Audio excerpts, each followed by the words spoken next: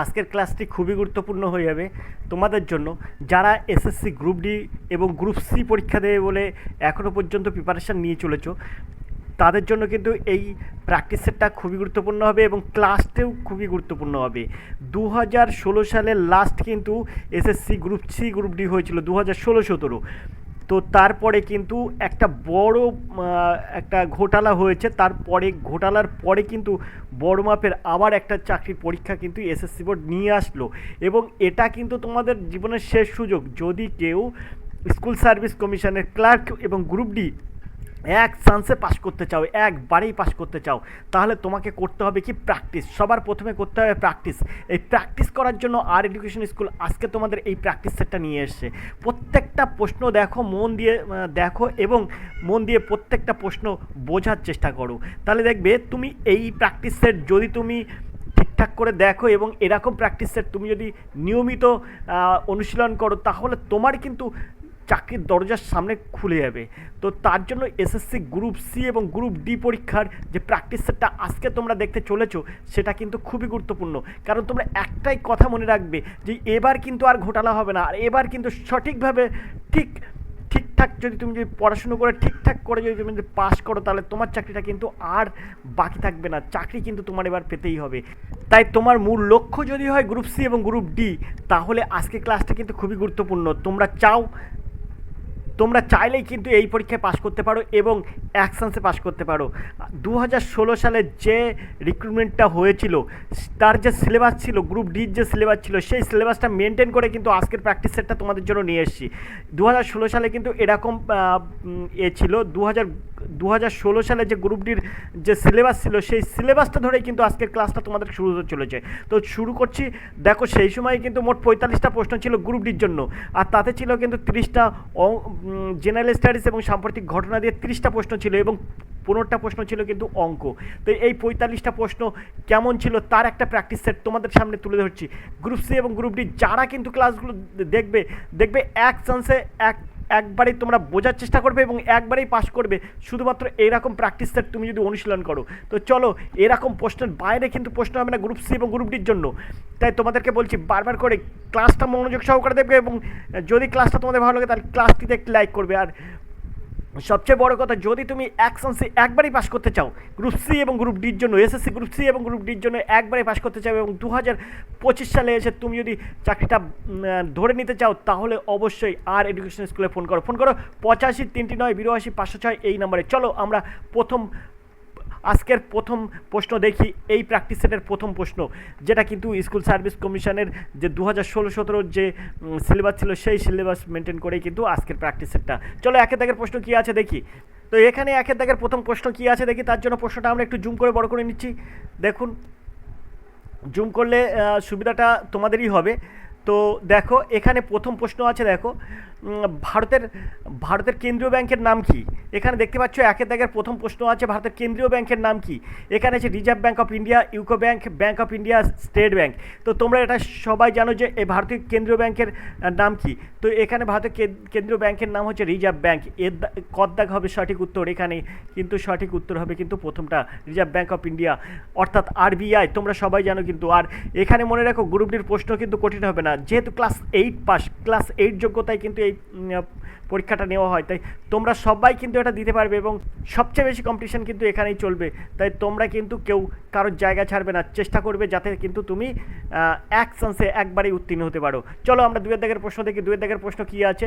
দুয়ের দাগের প্রশ্ন দেখো, বিশ্ব দুগ্ধ উৎপাদনে ভারতের স্থান কত? দ্বিতীয়, চতুর্থ, প্রথম আর তৃতীয়।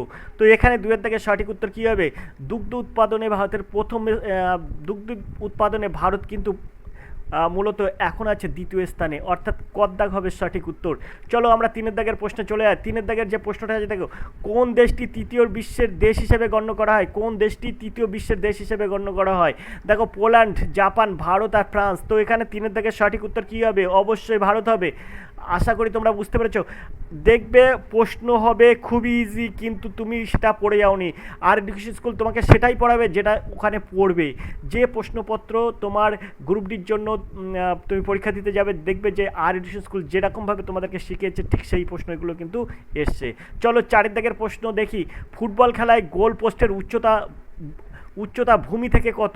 গোল পোস্টের উচ্চতা, অর্থাৎ ফুটবল খেলো যদি তুমি, তাহলে যে গোল আছে সেই গোলের যে উচ্চতা, মানে যেখানে গোলকিপার দাঁড়ায় সেই তার যে হাইটটা আছে, শেষ প্রান্ত যে লাইন আপটা আছে সেটার উচ্চতা কত? তো গোল পোস্টের উচ্চতা তোমার এখানে আছে কি 6 ফুট, 9 ফুট, 8 ফুট, 7 ফুট। তো এখানে তোমরা সঠিক উত্তর কী করে পাবে? 6 ফুট তো হবে না, কারণ একটা ম্যানেরই 6.5 থেকে 6.5 ফুট একটা ম্যান, তাহলে সেইখানে 6 ফুট হবে না। 9 ফুট, 8 ফুট, 7 ফুটের মধ্যে একটা হবে। তো এখানে তোমাদের কি মনে হয় কোনটা হবে সঠিক উত্তর? তো 4 দাগের গ হবে কিন্তু সঠিক উত্তর, অর্থাৎ 8 ফুট কিন্তু হবে। মোটামুটি 6 ফুট থেকে একটু দুটো বিঘিত কিন্তু থাকবে কিন্তু মাথার উপরে, সেইভাবে তোমরা দেখবে একটা আন্দাজ করলে বুঝতে পারবে 8 ফুট কিন্তু গোলপোস্টের উচ্চতা।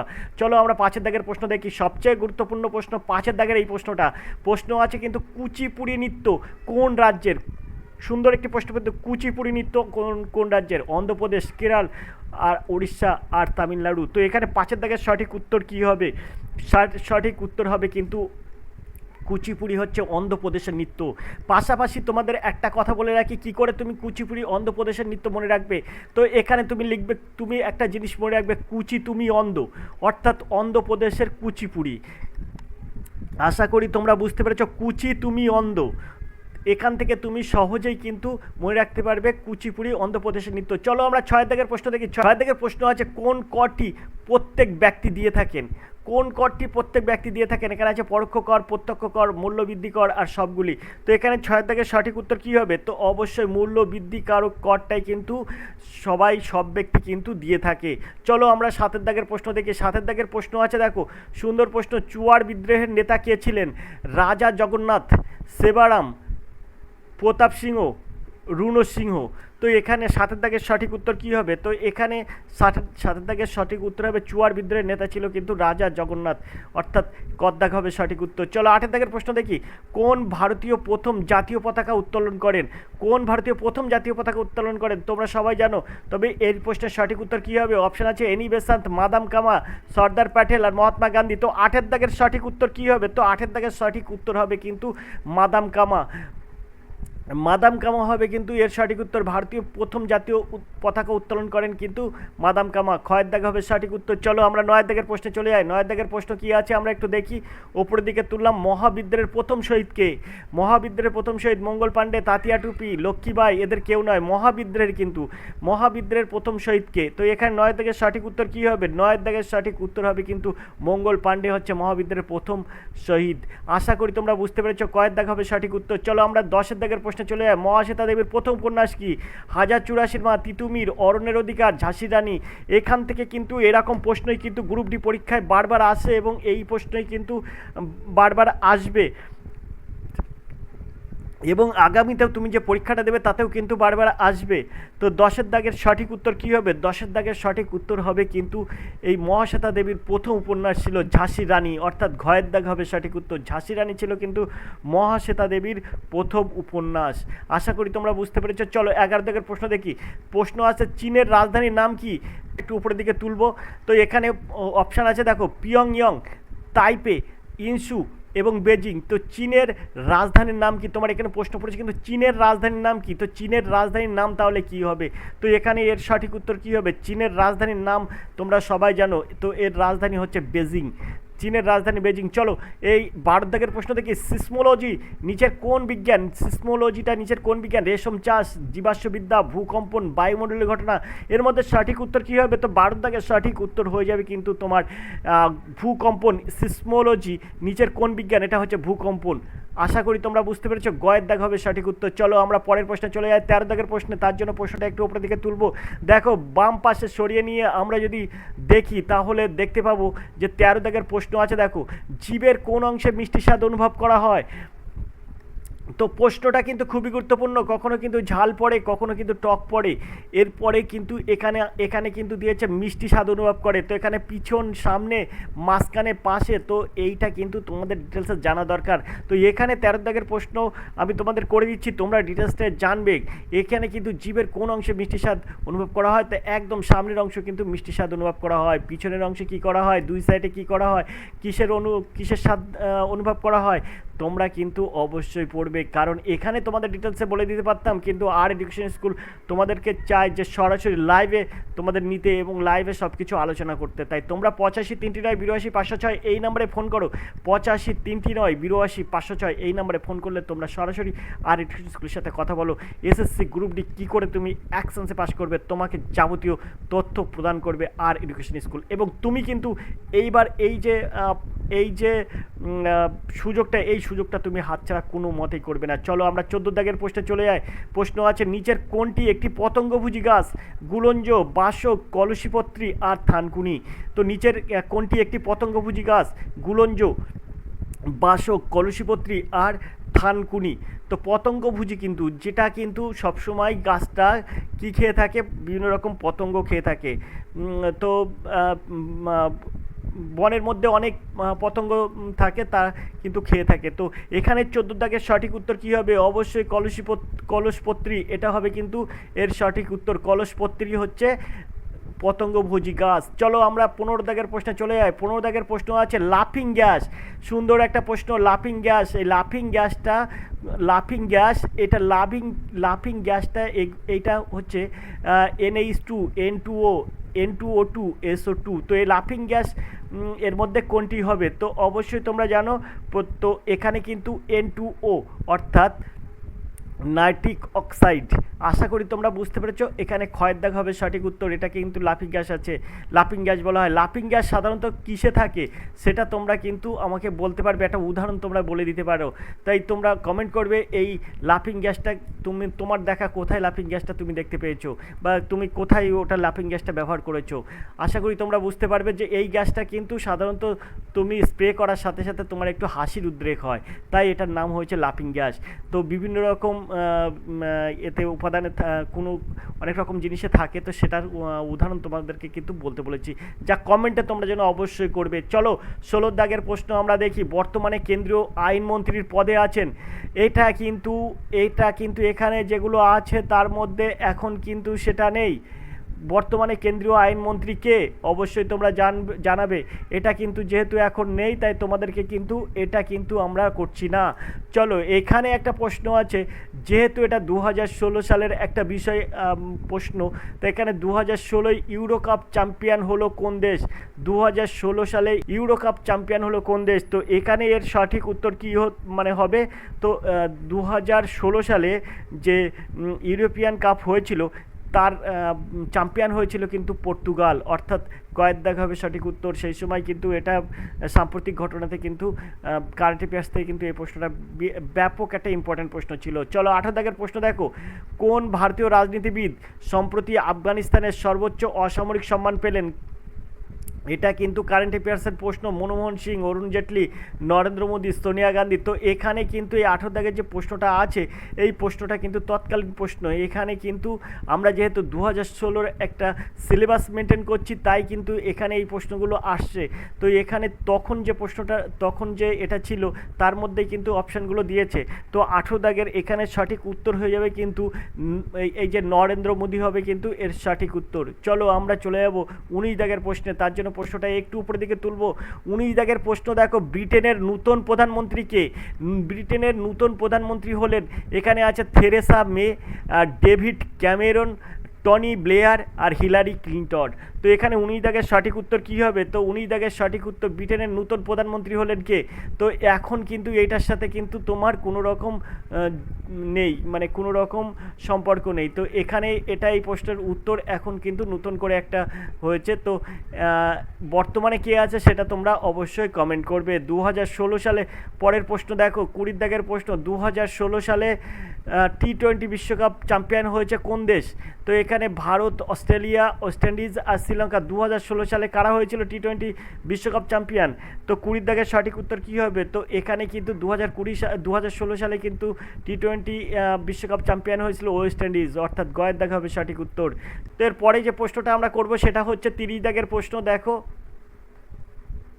তো এরপরে যে প্রশ্নটা আমরা করব সেটা হচ্ছে 30 দাগের প্রশ্ন। আন্তর্জাতিক নৃত্য দিবস কোন তারিখে পালন করা হয়? সুন্দর একটা প্রশ্ন কিন্তু, আন্তর্জাতিক নৃত্য দিবস কোন তারিখে পালন করা হয়? তো 30 দাগের সঠিক উত্তর কী হবে? তো এখানে 30 দাগের সঠিক উত্তর হবে কিন্তু আন্তর্জাতিক নারী দিবস, আন্তর্জাতিক নৃত্য দিবস পালন করা হয় কিন্তু 30শে এপ্রিল। এই একটা দিবস সম্পর্কে কিন্তু তোমাদের একটা প্রশ্ন থাকবেই।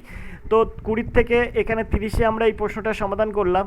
তো এত 20 থেকে 30 পর্যন্ত সব ছিল কারেন্ট অ্যাফেয়ার্স, 2016 সালে যে কারেন্ট অ্যাফেয়ার্স ছিল সেটা। কিন্তু তোমাদের কিন্তু ওরম টাইপের প্রশ্ন পড়বে না, তোমাদের কারেন্ট অ্যাফেয়ার্স নতুন কারেন্ট অ্যাফেয়ার্স পড়বে, তাই তোমাদেরকে ওইগুলো করালাম না। নতুন কারেন্ট অ্যাফেয়ার্সের জন্য নজর রাখো আর এডুকেশন স্কুলের দিকে। চলো এবার অঙ্ক কেমন ছিল, অঙ্ক কেমন অঙ্ক তোমাদের পড়তে পারে তার জন্য আমরা 31 দাগ থেকে অঙ্ক শুরু করব। তোমরা অবশ্যই তোমরা সিলেবাসটা বলে দিয়েছে, শুনতে পেয়েছো অবশ্যই গোড়াতেই, তোমাদের অবশ্য গোড়াতেই বলে দিয়েছি যে সিলেবাস ছিল সেই সময় 2016 সালের সিলেবাস ছিল কিন্তু 30টা জেনারেল স্টাডিজ এবং সাম্প্রতিক ঘটনা দিয়ে 30 নাম্বার, আর 15 নম্বর ছিল কিন্তু অঙ্ক।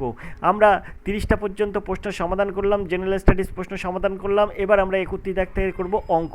আর অঙ্কগুলো কিন্তু তখনকার অঙ্ক আর এখনকার অঙ্ক, অঙ্ক যা পড়বে কিন্তু এরকম টাইপের অঙ্ক পড়বে, এই একই অঙ্ক কিন্তু তোমাদের পড়বে।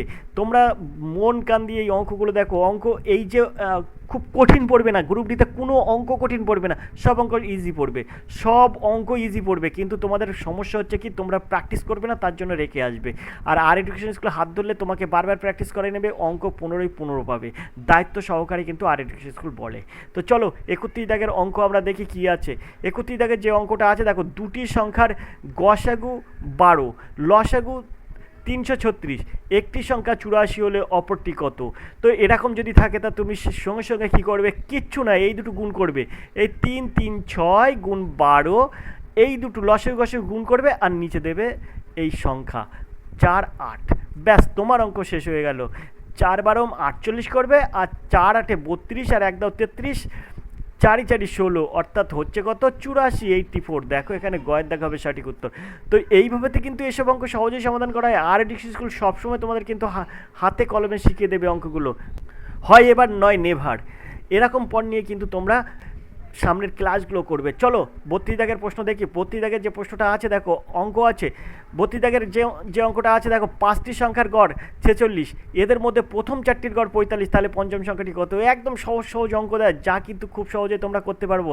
5টি সংখ্যার গড় হচ্ছে 5 ছক 30 শূন্য, মোট হচ্ছে 5টি সংখ্যার গড় 46, তাহলে মোট হচ্ছে 5 ছক 30 শূন্য হাতে 3, 4 5 20 আর 3 23, দেখো 233।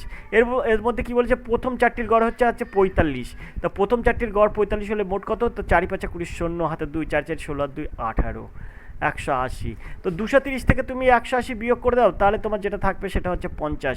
আর এই 50 কিন্তু পঞ্চম সংখ্যা। এই পঞ্চম সংখ্যাটি কত? তো এই পঞ্চম সংখ্যাটি হলো 50, এই 50, অর্থাৎ কয়ের দাগ হবে সঠিক উত্তর। আশা করি তোমরা বুঝতে পেরেছো। তো এইভাবে কিন্তু সব প্রশ্নের সহজে সমাধান করবে। চলো 33 দাগের প্রশ্ন দেখি, অঙ্ক প্রশ্ন। অঙ্কগুলো কিন্তু খুব ইজি থাকে, 15 পাওয়া কিছুই না। যদি আর এডুকেশন স্কুলের সাথে তুমি যোগাযোগ করো, তাহলে আর এডুকেশন স্কুল তোমার অঙ্ক হাতে কলমে শিখিয়ে দেবে এবং তোমাকে কিন্তু একটা জায়গায় পৌঁছায় দেবে। চলো কয়েক দাগের প্রশ্ন আছে দেখো, 729 মিলি মিশ্রণে দুধ এবং জলের অনুপাত আছে 7:2, ওই মিশ্রণে আর কতখানি জল মেশালে দুধ ও জলের অনুপাত হবে 7:3? দেখো 7:2 ছিল দুধ জলের অনুপাত, এখন দুধ জলের অনুপাত হতে হবে 7:3। তাহলে তুমি এটাকে কিভাবে সমাধান করবে? খুব সহজে এটা সমাধান করতে পারবে। 7:3 আনতে হবে, তোমার ছিল কত? 7:2। তাহলে তুমি এখানে যদি আমার 7:2 করতে হয়, তাহলে 700, এই 7 আর 2 9, 9কে 729কে 9 দিয়ে ভাগ করো, তাহলে 8 9 72, 9 1 9 81। তাহলে এখানে আমার দুধ আছে 7 1 7 আর 7 8 56, অর্থাৎ 567 লিটার দুধ আছে। জল আছে কত? জল আছে 81কে 2 দিয়ে গুণ করো, 2 1 2 আর 8 দিনও 16, অর্থাৎ 162 লিটার জল আছে, আর দুধ আছে 567 লিটার। এখন তুমি কি করবে? এখন তুমি বলছে, এখানে বলছে দেখো যে কতখানি জল মেশালে দুধ এবং জলের অনুপাত 7:3 হবে, তাহলে 7:3 করতে হবে। কিন্তু যেহেতু এখানে বলছে কতখানি জল মেশাতে হবে, জল আছে 162, তাই তুমি কি করবে? 5 7 5 6 7 ওপরে দেবে আর নিচে দেবে 162 যোগ জল মেশাতে হবে x লিটার মনে করো, এটা সমান সমান 7/3। এখন এটাকে আমরা এটা দিয়ে কাটবো, 7 8 56 আর 7 1 7 81, তাহলে 162 প্লাস এক্স সমান সমান এইটার সাথে এটা গুণ করতে হবে, কারণ এটার সঙ্গে এটা গুণ করে এই যে রেখেছি 3 × 1 = 3, 3 × 8 = 24, 243। তাহলে এক্স সমান সমান কত হবে 243 বিয়োগ এই 162 এসে গেলে বিয়োগ হয়েছে 162। তো বিয়োগ করলে কত হবে, এক্সের মান দাঁড়াবে হচ্ছে 2, 2 আর কত হলে 3, 1 হলে 3, 6 আর কত হলে 14, 8 হলে 14, হাতে 1, 1 আর 1 2, 2 হলে 0, বাধারে 0 বসে না, তাহলে এক্স সমান সমান 81। তো দেখো ক্ষয়ের দাগ হবে সঠিক উত্তর। 81 মিলিলিটার যদি তুমি জল মেশাও তাহলে তোমার দুধ এবং জলের অনুপাত হয়ে যাবে 7:3। কত সুন্দরভাবে এসব অঙ্ক সহজে সমাধান করা যায়। চলো আমরা 38 দাগের প্রশ্ন দেখি। 38 দাগের যে প্রশ্নটা আছে দেখো, একটি দ্রব্য 150 টাকায় বিক্রি করা হলো, 25% ক্ষতি হয়, ওই দ্রব্যটির ক্রয় মূল্য কত? 150 টাকায় বিক্রি করে কী করছে 25% ক্ষতি হয়ে গেছে, তাহলে ওই দ্রব্যটির ক্রয় মূল্য কত? তো দেখো এর একটা সহজ উপায় হচ্ছে এই যে 150 টাকা, তুমি এখানে লেখো 150 টাকা। এখন বলছে কি ওই দ্রব্যর ক্রয় মূল্য কত, আর 25% এখানে ক্ষতি হয়েছে। 25% ক্ষতি হওয়া মানে কি 25/100, তার মানে 100 টাকায় 25 টাকা খরচ হয়েছে, তাহলে বিক্রি করা হয়েছে কত? 100 টাকার জিনিস 75 টাকায় বিক্রি করা হয়েছে, তাহলে 25% ক্ষতির কথার অর্থ হচ্ছে 75/100। 100 টাকায় কিনেছে, 75 টাকায় বিক্রি করেছে। এইটা তুমি এখানে উল্টো করে লেখো, অর্থাৎ 100টা ওপরে দাও আর 75টা নিচে দাও। কারণ কি, কারণ তুমি ক্রয় মূল্য বার করছো তাই। কিন্তু আশা করি তোমরা বুঝতে পেরেছো। তো এখানে 75 দ্বিগুণে 150, 2 আর 100 গুণ করো তাহলে হয়ে যাবে 200। তাহলে এখানে সঠিক উত্তর হবে 200 টাকা। দ্রব্যটির ক্রয় মূল্য 200 টাকা, এর দাগ হবে সঠিক উত্তর। আশা করি তোমরা বুঝতে পেরেছো। খুব সুন্দরভাবে কিন্তু এসব অঙ্ক সহজে সমাধান করা যায়। চলো 35 দাগের প্রশ্ন কি আছে দেখো। এখানে 35 দাগের প্রশ্ন আছে দেখো, রান্নার গ্যাসের দাম 25% বেড়ে যাওয়ায় কোনো পরিবার রান্নার গ্যাসের দাম 25% বেড়ে যাওয়ায় কোনো পরিবারের খরচ অপরিবর্তিত রাখতে হলে গ্যাসের খরচ শতকরা কত কমাতে হবে? গ্যাসের খরচ শতকরা কমাতে হবে, সূত্র শুধু এই সূত্রটা ইউজ করবে, A/100 + A × 100, A/100 + A × 100। 25% দাম বেড়ে যাওয়ায় কিন্তু পরিবারের খরচ অপরিবর্তিত রাখতে গ্যাসের খরচ শতকরা কত কমাতে হবে? কমাতে হবে কত, সেটা কিন্তু তোমার চেয়েছে। তাহলে A/100 + A × 100 এই সূত্র তোমার ইউজ করতে হবে। তা 25, আর যেহেতু এর মান কিন্তু এখানে 25 ধরতে হবে, এটা ধরতে হবে এ, তাই এ মানে 25, আর এখানে 100 সঙ্গে 25 যোগ করলে হয়ে যায় 125 × 100। এখন এখানে 5 25 125, আর এখানে 5 20 100, তাহলে কত কমাতে হবে? 20% কমাতে হবে। তো চলো এখানে আমরা দেখি অপশানে আছে কিনা 20%। তো দেখো প্রথম অপশানেই কিন্তু আছে 20%, কয়ের দাগ হবে সঠিক উত্তর। আশা করি তোমরা বুঝতে পেরেছো। চলো আমরা চলে যাই পরের প্রশ্নে। পরের প্রশ্ন কি আছে? তো পরের প্রশ্ন 36 দাগের প্রশ্ন, 15,000 টাকার বার্ষিক 5% হারে 3 বছরের সমূল চক্রবৃদ্ধি কত? 3 বছরের সমূল চক্রবৃদ্ধি কত? একদম আর এডুকেশন স্কুল এটা এক লাইনে করে দেবে, কিন্তু তোমাকে এই ভিডিওতে তা করে দেবে না। কারণ আর এডুকেশন স্কুল তোমাকে যখন লাইভ তুমি ক্লাস করবে তখন এটা চোখের নিমেষে এই 1500-র সঙ্গে কত যোগ করতে হবে শুধু সেটাই বলে দেবে সে, তাহলে তুমি কিন্তু উত্তর বার করতে পারবে। এখানে আমি তোমার যে নিয়মটা শেখাচ্ছি সেটা হচ্ছে নিয়মে, এটা হচ্ছে সূত্র হচ্ছে এই যে P × 1 + R/100 আর মাথায় T, এই সূত্রে কিন্তু এখানে আমার সমূল চক্রবৃদ্ধিটা বেরিয়ে যাবে। সেই ক্ষেত্রে পির মান কত? পির মান 15,000। তো আমি এই জায়গায় 15,000 দিচ্ছি, ওখানে জায়গা নেই তাই এখানে আমরা 15,000 দিচ্ছি। P × 1 + R/100 মানে 5 + 5/100, তার মানে এটা হয়ে যাবে 105/100। আর এখানে যেহেতু 3 তাই এটা হয়ে যাবে 3 বার 105/100, 105/100।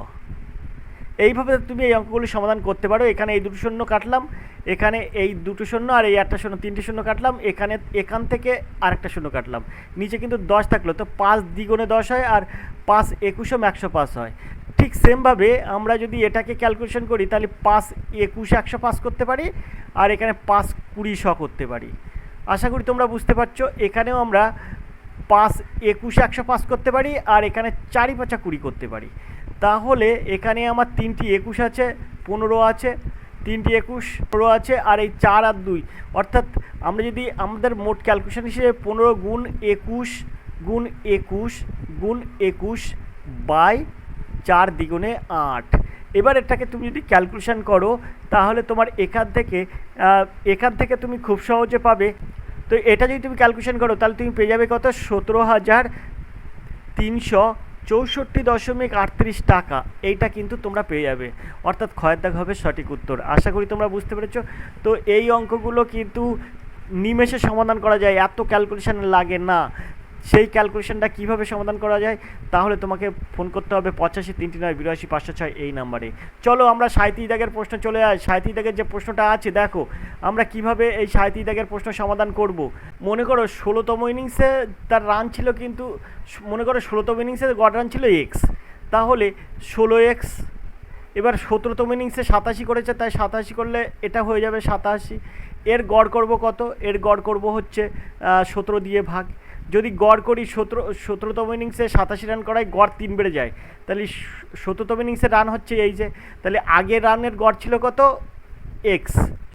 তাহলে 16তম ইনিংসের রানের গড় ছিল কত? এক্স।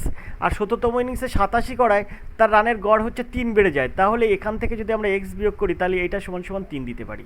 আশা করি তোমরা বুঝতে পেরেছো। তো এখান থেকে আমরা খুব সহজে এটা সমাধান করতে পারি। এখানে আমরা 16x যোগ 87 বিয়োগ 17x, এবার এইটা সমান সমান এখানে আমরা 17 সঙ্গে 3 গুণ করতে পারি, তাহলে 3 17 কত হচ্ছে? 51 হচ্ছে। এবার আমরা কি করব? 17x আর 16x বাদ দিলে একটা মাইনাস এক্স থাকে, 51 প্লাস 87 ওই সাইডে নিয়ে গেলে মাইনাস হয়ে যায়, তাহলে মাইনাস থেকে যাবে, মাইনাস 87 থেকে 51 বাদ যাবে, প্লাস 51। 1 আর কত হলে 7, 6 হলে 7, 5 আর কত হলে 8, 3 হলে 8। তাহলে এই মাইনাস কেটে গেলে এক্সের মান পাচ্ছি 36। তো দেখো এটা কিন্তু 16তম ইনিংসের এক্স ধরেছি, মানে বলে আমি শুরুতেই বলে দিলাম 16তম ইনিংসের গড় রান এক্স, তা এক্স রান কিন্তু পাচ্ছি 16তম ইনিংসে। 17তম ইনিংসে 87 রান করায় তার গড় হচ্ছে 3 বেড়ে যাচ্ছে, তাহলে 17তম ইনিংসে 87 রান করায় তার গড় কিন্তু 3 বেড়ে যাচ্ছে, তাহলে এখানে 36-এর সঙ্গে ওই 3টা যোগ করতে হবে, তাহলে 39 হবে। 17তম ইনিংসের পরে তার গড় রান কত? 39। আশা করি তোমরা বুঝতে পেরেছো, গয়ের দাগ হবে সঠিক উত্তর। এইভাবে কিন্তু এই অঙ্ক সহজে সমাধান করা যায়। চলো 38 দাগের প্রশ্ন দেখি। 38 দাগের যে প্রশ্নটা আছে দেখো এইটা তুমি কিভাবে করবে। দেখো এই প্রশ্ন কিন্তু একটা তোমাদের পড়বে, এখানে 8 হবে লসাগু, সেই ক্ষেত্রে 8 একে 8 প্লাস 4 দিনও 8, 4 একে 4 হবে, ভগ্নাংশের যোগ করতে হবে। এটা 4 দ্বিগুণে 8, 2 একে 2 হবে, 8 একে 8, 1 একে 1 হবে, 8 আর 2 10, আচ্ছা 14 আর 1 15/8 হবে। তো দেখো এর সঠিক উত্তর হবে কিন্তু কয়ের দাগ। আশা করি তোমরা বুঝতে পেরেছো। চলো আমরা 39 দাগের প্রশ্নে চলে যাই। 39 দাগের যে প্রশ্নটা আছে দেখো, 3টি সংখ্যার অনুপাত 2:3:4 এবং তাদের গুণফল হচ্ছে 648। সংখ্যা 3টির গসাগু কত? এখানে কত সুন্দর করে বলেছে, দেখো 3টি সংখ্যার অনুপাত আছে 2:3:4, তাদের গুণফল আছে 648, সংখ্যা 3টির গসাগু কত? তাহলে তুমি কি করবে? সরাসরি এটা নেবে, এই যে 3 দিনও 6, এটা যেহেতু দেখো এটা যেহেতু মানে যেহেতু বলেছে গুণফল, তাই তুমি এটা করবে 3 দিনও 6, 4 ছক 24, 24 দিয়ে এটাকে ভাগ করবে, যেটা হবে পার্ট টু পার্ট তোমরা দেখো 24 দিয়ে ভাগ করলে এটা পাবো আমরা 24 দিনও 48, 24 দিনও 48 আর 16 থাকে, তাহলে 128, তাহলে 24 4 7 24 128। তো এখান থেকে আমরা 27 পাবো। তাহলে এখানে যে 27টা পেলাম, এই 27টা তুমি কি করবে? এই 27টার ঘনমূল করবে, ঘনমূল, অর্থাৎ তুমি 27 মানে 27কে 3-এর কিউব করলে তবেই হয় কিন্তু 27, তার মানে এখানে 3 হবে। এবারে তুমি কি করবে? এখানে বলছে 3টির গসাগু কত, তাহলে গসাগু তোমার হয়ে যাবে কত? গসাগু হয়ে যাবে 3। আশা করি তোমরা বুঝতে পেরেছো। তো এর সঠিক উত্তর হয়ে যাবে কিন্তু ঘয়ের দাগ। আশা করি তোমরা বুঝতে পেরেছো। চলো আমরা চলে যাবো পরের প্রশ্নে। পরের প্রশ্ন কি আছে দেখবো। এই অঙ্কটায় যে 27 বের করলে তার যে ঘনমূল হবে সেটাই কিন্তু এর গসাগু হবে। আমরা পরের প্রশ্নে যাব। পরের প্রশ্ন কি আছে দেখব। পরের প্রশ্ন আছে দেখো 80 দাগের প্রশ্ন, 731 এর সঙ্গে কোন ক্ষুদ্রতম সংখ্যা যোগ করলে যোগফল 5 এবং 9 দ্বারা বিভাজ্য হবে? 7231 এর সঙ্গে কোন ক্ষুদ্রতম সংখ্যা যোগ করলে যোগফল 5 ও 9 দ্বারা বিভাজ্য হবে? তো 5 আর 9 গুণ করলে হচ্ছে 45। এখন তুমি এই 7231 এটাকে তুমি 45 দিয়ে ভাগ করো। ভাগ করলে দেখো 45 1 কে 45, তো 5 আর কত হলে 12, 7 হলে 12, হাতে 1, 4 একে 5, 5 আর কত হলে 7, 2 হলে 7, 27। এবার এখানে 3 দাও। তো এখানে আমরা কি করব? 6 দেব। 6 5 ছক 30, 0 হাতে 3, 4 ছক 24 আর 3 27। তো এখানে আমরা 3 অবশিষ্ট থাকবে, এখানে 1 নেমে যাবে, তাহলে এখানে 31 থাকলো। তো এবার এই 31 আছে, এই 31 থেকে এই 45 আর 31-এর মধ্যে পার্থক্য কত? 45 বিয়োগ 31, তাহলে দেখো 14। তাহলে এখানে বলছে কি কোন বলেছে 7231 এর সঙ্গে কোন ক্ষুদ্রতম সংখ্যা যোগ করলে যোগফল 5, 9 5 ও 9 দ্বারা বিভাজ্য হবে, তা 14 যোগ করলে যোগফল 5 এবং 9 দ্বারা বিভাজ্য হবে। আশা করি তোমরা বুঝতে পেরেছো। তো এখানে সঠিক উত্তর হবে কিন্তু ঘয়ের দাগ। তো চলো আমরা পরের প্রশ্নে চলে যাবো। আমরা অ্যাকচুয়ালি জায়গার অঙ্ক দেখবো। 350-এর x% সমান 21 হলে x এর মান কত? তা 350 দিলাম ইন্টু x/100 দিলাম সমান 21 দিলাম। এবার আমাদের এই জায়গাতে এই শূন্যটা কাটবো, আর এখানে আমরা কি করব, এখানে আমরা x/10 দেবো, x/10, আর এই যে 21 আছে 21 দেবো, আর এই যে 35টা নিচে দিয়ে দেবো, এর নিচে 35। তাহলে এখানে আমরা 3 সাথে 21 করবো, 5 সাথে 35 করবো, 5 আর 10 কাটবো, 2 করবো, তাহলে 2 3 দিনও 6, x সমান 6। আশা করি তোমরা বুঝতে পেরেছো। চলো এবার আমরা 42 দাগের প্রশ্ন দেখবো। একজন দোকানদার তার জিনিসের দাম কেনা দাম থেকে 40% বেশি লিখে রাখে এবং 10% ছাড়ে বিক্রি করে, তাহলে শতকরা কত লাভ করে? শতকরা সে কত লাভ করবে? তাহলে দেখো কীভাবে তোমাদের এই প্রশ্নের সমাধান করতে হয়। খুব সহজে তুমি সমাধান করতে পারবে। যে মনে করো জিনিসটার দাম হচ্ছে 100 টাকা, মনে করো জিনিসটার দাম 100 টাকা, লিখে রাখে কত? 140 টাকা। এই 140 টাকার উপর 10% ছাড়, তাহলে 140 টাকার উপর 10% ছাড় মানে কি 100 টাকায় 10 টাকা ছাড়, 40 টাকায় 4 টাকা ছাড়, অর্থাৎ 140 টাকার উপরে 14 টাকা ছাড় হয়। তাই 140 থেকে 14 তুমি বিয়োগ করো, তাহলে সেটা 126 টাকায় বিক্রি হবে। তো যখন সে 10% ছাড়ে বিক্রি করবে তখন 126 টাকায় বিক্রি করবে। মূলত দাম ছিল কত? 100 টাকা, 126 টাকায় বিক্রি করছে, তাহলে তার লাভ হচ্ছে কত? 126 বিয়োগ 100 সমান 26 টাকা। আশা করি তোমরা বুঝতে পেরেছো। ঘয়ের দাগ হবে সঠিক উত্তর। এইভাবে কিন্তু এসব অঙ্ক সহজে সমাধান করা যায়। আর এডুকেশন স্কুল SSC গ্রুপ ডির জন্য নিয়ে এসছে একটা নতুন একটা ব্যাচ। এই নতুন ব্যাচে যদি তুমি যুক্ত হতে চাও তাহলে অবশ্যই ফোন করো 85 39 82 506 এই নাম্বারে। তোমার অঙ্ক শিখিয়ে ছাড়বে আর এডুকেশন স্কুল। চলো আমরা 43 দাগের প্রশ্ন দেখি। দুটি সংখ্যার যোগফল 21 বিয়োগফল 13, সংখ্যা দুটির বর্গের পার্থক্য কত? দুটি সংখ্যার যোগফল বলেছে কত? 21, আর তাদের বিয়োগফল বলেছে কত? 13, তাদের বর্গের পার্থক্য বলেছে। তাহলে আমরা একটা কাজ করতে পারি, x প্লাস ওয়াই সমান 21 করতে পারি, আর x মাইনাস ওয়াই এটা সমান সমান আমরা 13 করতে পারি। তাহলে এই দুটো কেটে গেলে এখানে আমরা বলতে পারি 2x সমান সমান 34, তাহলে x সমান সমান আমরা পাচ্ছি কত? 17। আশা করি তোমরা বুঝতে পারি। 2 আর 34 কাটলে হয়ে যায় কিন্তু 17, তাহলে x সমান সমান 17 পাচ্ছি। তাহলে এখান থেকে আমরা যদি দুটো সংখ্যার যোগফল 21 হয়, তাহলে একটা সংখ্যা যদি 17 হয়, তাহলে 21 বিয়োগ 17, তাহলে আরেকটা সংখ্যা পাচ্ছি 4। তাহলে একটা সংখ্যা 17 আর একটা সংখ্যা পাচ্ছি 4। এখন বলেছে যে সংখ্যা দুটির বর্গের পার্থক্য কত? তো 17-এর স্কোয়ার আর 4-এর স্কোয়ার করতে হবে।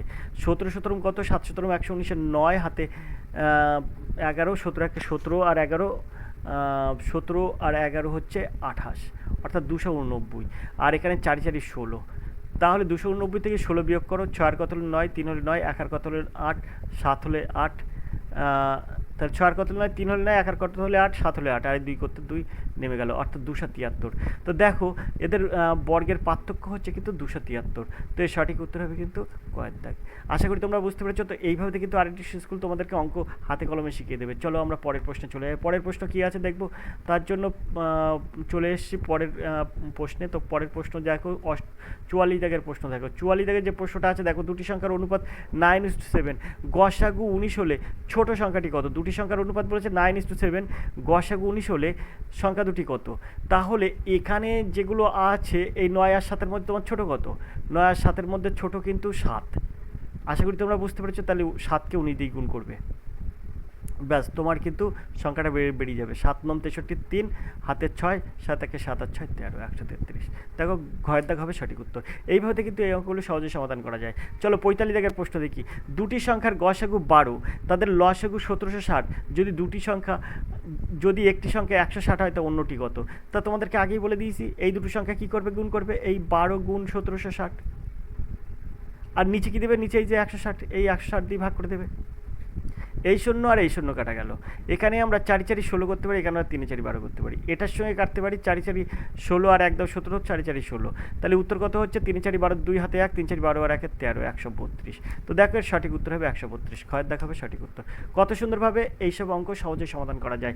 এসএসসি গ্রুপ ডি যারা দিচ্ছ তাদের জন্য কিন্তু এই প্র্যাকটিস সেটটা খুবই গুরুত্বপূর্ণ। আর তোমরা যারা এসএসসি গ্রুপ ডি অ্যাকশানসে একবারেই পাস করতে চাও তাহলে তোমরা অবশ্যই ফোন করো 85 39 82 506।